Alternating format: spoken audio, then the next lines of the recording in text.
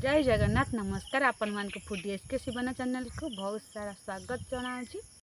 आज आम बनइबा बड़का अटा चकड़ा स्वादिष्ट जलखिया पूरा कम समय बनइबा। मुझे बनाऊँगी मोर रेसिपीटा को प्रथम शेष पर्यंत देखूँ। आपण मानक भल लगे गोटे कमेंट जनइबे और शेयर भी बहुत करूँ।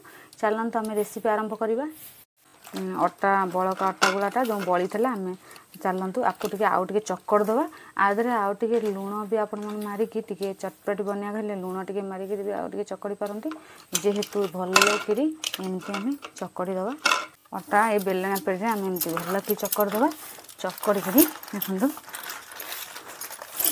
तापर आम एमती गुड़ा करा गोटे मानने बड़ बड़ साइज एमती गुड़ा नवा गुड़ा कर गोल करदे गुड़ा हो गला आम कौन करवा फास्ट प्रथम गुड़ा नवा आम टे अटा पकईदे अल्प टे एत अटा पकड़ा नहीं अल्प अटा पकईदे पकईकि गुड़ाटा बेलिबा एमती आम बेलिबा जमी आम रुटी बेलु सेमती बेलिबा किंतु एटा एत पतला हेनी ना एत मोटा हेनी आम मध्यम धरण बेलिबा एमती जदि अटा फिर जदि रुटीटा बेली होने अटा बिना ताले आम भी पछरे अल्प टे अटा पकईदे पकईकि सेमती बेलिबा केते सुंदर भाव बेली हो जाउची।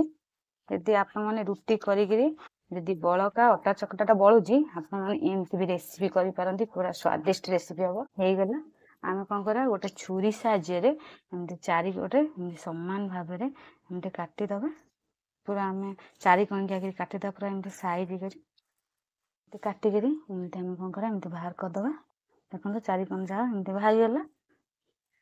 तापर आम मझे कौन करवा फिर आउ परस्ते एमती काटिबा पूरा साइज करी आपण माने जो साइज बनिया चाहते से साइज अनुसार एमती काटिदबा केड़े सुंदर भाव हो गला। तापर आम कौन करवा ता मझे आम सेमती पूरा नुआ रेसिपी पूरा ये रेसिपीटा प्रथम शेष पर्यंत देखो मुझे कौन बनाऊँगी हो गला। आम कौन करवा गोटे गोटे गोटे एमती सब बाहर करदा बाहर करके आम कौन करवा आपको टे होल्ड इन करदे देखो आपण मैंने एमती करे टे पानी मारिक भी एमती बनई पारती आम पानी टे नहीं आसवा ये एपट एमती पानी टोपा एमती मारदे मारदे आपको आम एमती करदे देखो।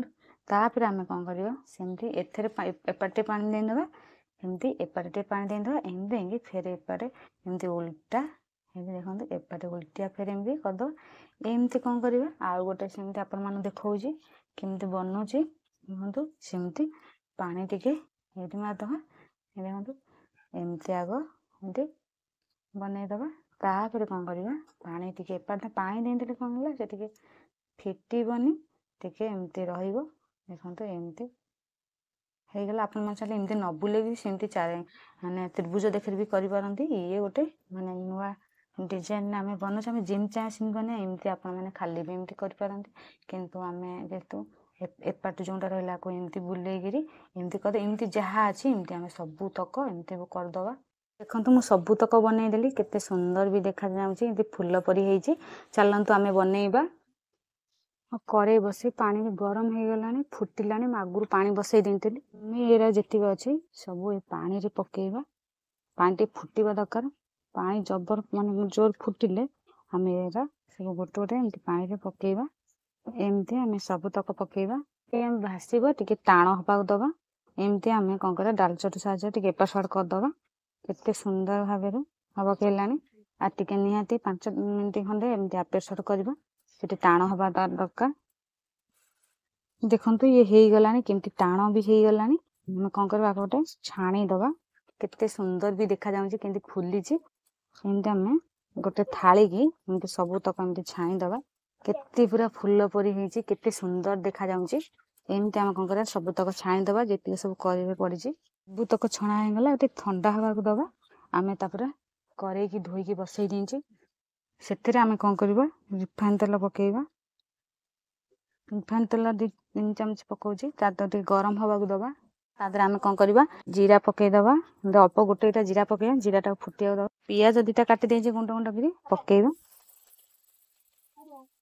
देखो एमती आम पियाज भाजवा अल्प टे नाली हाँपाई एत नाली करवानी एमती भाजवा एत नाली करवानी कम नाली करवा देखो भाजी हो गलानी आम कौन अदा रसुण पेस्ट पकईदबा ମୁଁ 4 ଫୁଟ ରସୁଣ ଛୋଟ ଖଣ୍ଡ ଅଦା ନେଇଛି। ଏତେ ଆମେ ଅଦା ରସୁଣ ପେଷ୍ଟ ପକେଇବା ଆବଶ୍ୟକ ନାହିଁ, ଏମିତି କମ ପକେଇକିରି ଏମିତି ଭାଜିବା। ସେଥିରେ ଆମେ କଣ କରିବା, କାଶ୍ମୀର ଲଙ୍କା ଗୁଣ୍ଡ 1/2 ଚାମଚ ପକେଇବା। ପକେଇକିରି ଏମିତି ଭାଜିବା। ଟିକେ ଜାଳ ଟିକେ କମ କମ ଦବା। ସେମିତି ଆମେ ଅଳ୍ପ ଅଳ୍ପ ପାଣି ଦେଇକିରି ଏମିତି ଭଲ କରି କଷିଦବା। ଏମିତି କେତେ ସୁନ୍ଦର ଭାବରେ ଏମିତି କଷି ହେଇଗଲାଣି। ସେଥିରେ ଆମେ ଗୋଟେ ଟମାଟୋରୁ ଖଣ୍ଡ ଖଣ୍ଡ କାଟି ଦେଇଛି ପକେଇବା। ତାପରେ ଏମିତି ସିମଲା ଲଙ୍କା ଆଉ କଞ୍ଚା ଲଙ୍କା 2ଟା ଖଣ୍ଡ ଖଣ୍ଡ କଟା ହେଇଛି। ସିମଲା ଲଙ୍କା କଞ୍ଚା ଲଙ୍କା ପକେଇବା। ସ୍ୱାଦିଷ୍ଟ ଆଣିବା ପାଇଁ ଆମେ ସିମଲା ଲଙ୍କା ଟା ପକାଉଛୁ। ପକେଇକି ସେଥିରେ ଆମେ କଣ କରିବା, ହଳଦୀ ଗୁଣ୍ଡ 1/2 ଚାମଚ ପକେଇବା। ପକେଇକି ଏମିତି ନିହାତି 2 ମିନିଟ୍ ପର୍ଯ୍ୟନ୍ତ କଷିଦବା। ମାନେ ଏମିତି ଲାଗିବନି ମସଲା ଟା। ଯଦି ଲାଗି ଯାଉଥିବ ତାହେଲେ ଆପଣ ମାନେ ପାଣି ଟିକେ ଅଳ୍ପ ଅଳ୍ପ ଦେଇକି ଏମିତି କଷିବା। ସେଥିରେ ଆମେ କଣ କରିବା, ଚାଟ ମସଲା 1/2 ଚାମଚ ପକେଇବା। ପକେଇକିରି ଭଲ କରି କଷିଦବା। ଏମିତି ପାଣି ଟିକେ ଅଳ୍ପ ଅଳ୍ପ ଦବା, ଯେମିତି ସିମଲା ଲଙ୍କା ଟା ଭଲ ସିଝିଯିବାଟା ଦରକାର।